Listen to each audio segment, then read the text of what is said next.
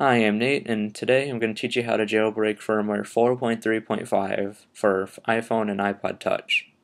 Now, before you begin, you're going to need a few things. Well, actually, a couple. Really, you're going to need the Red Snow 0.98 Beta 4, which you're going to need it for either Mac or for Windows. I provided a link in the description below, so you don't have to go looking around for it. Then you're going to need the iOS 4.3.4 firmware IPSW. And if you have iPhone or iPod, you click for whichever you have. Like I had iPod Touch 3G, so I clicked on that, and that's the one I picked because that was applicable to me. Whichever one you have, just click on. From there, when you get both of them, you're going to open up Red Snow. And from there, you click Browse, and you look for wherever you put the IPSW. Like for me, I moved it to my desktop and I put it in the folder called jailbroken stuff, and I put it in, obviously that folder. So you click Open, it'll say Processing, that's normal, then it'll say IPSW, successfully identified. And then click Next, and it'll say Processing Kernel, and then Patching and whatever. And you just wait a few moments. And from there, you're going to click Install Cydia and enable battery percentage. And from there you click Next. But for me, I'm just going to click Boot Tethered because I've already done that. And you get the same instructions for both of them. So even though I'm booting tethered, it's going to say the same exact thing for you if you actually click Next and you clicked Install Cydia and enable battery percentage. So essentially the instructions I'm getting are exactly what you will get if you follow this. From there you click Next, and you actually have very short time to actually follow these instructions. However, if you screw up, nothing happens. It just doesn't jailbreak your iPod. It just gives you another shot at it and goes back here. So you click Next, and you hold down the power button for that long. Then you hold down the center button, or also known as the home button, for that long.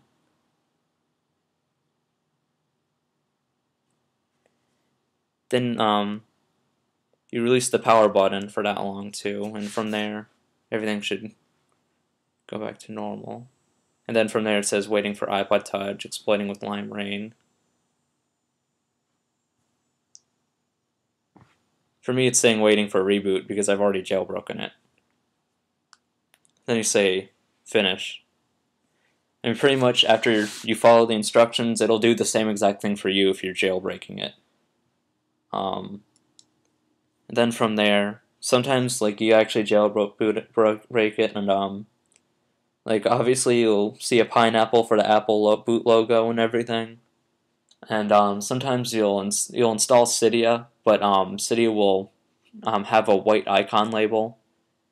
And the way to fix that is you just boot tethered right after that. Like if you're having problems with it, like sometimes the logo will be white or it'll be white and it doesn't work. You just plug it back into your computer and you click boot tethered and do exactly what I just did. From there, it will boot up and it will work because that actually happened to me once. So it's nothing to flip out about or anything. And if you actually have any problems, just go into iTunes and click Restore under your device. I think I may demonstrate. I mean, it's pretty much like your device will show up here, and like around here. My iPod's booting up right now, so that's probably why it's not in here. Deny. Okay, so from here, your device shows up, and if you have any problems whatsoever, you're going to want to click Restore.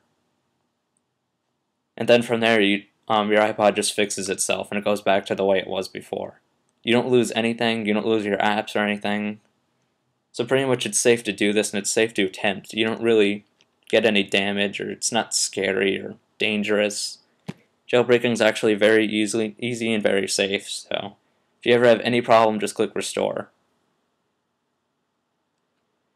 And thank you for watching this video, and hopefully I helped you jailbreak 4.3.5. But one note that I do want you to remember is that this is a tethered jailbreak, meaning if you turn your iPod Touch off, you're going to have to plug it back into your computer and click boot boot tethered if you actually want to boot back up again. The iPod doesn't boot back up on its own. Well, for this firmware, that's just the way it is. Like, for some reason, it hasn't been on untethered for a while. Untethered is like when they turn themselves, if you turn the iPod Touch on, it'll actually boot itself back up. But I was just telling you this because, like, in case if you wanted to jailbreak it and you didn't mind if it was tethered or untethered, you can do this. But either way, I'm not really a fan of tethered jailbreaks, but I did do it myself, and it's actually very enjoyable. It's pretty much the same thing as if it's untethered. The only thing is you just have to watch out for your battery and just make sure you don't turn it off. You can still put it in sleep mode, but you can't turn it off. Some of you may think this is obvious information, but some people have never done jailbreaking before, and I just wanted to give them that information. Alright, so I hope you enjoyed this, and I hope this helped you. Alright, till next time.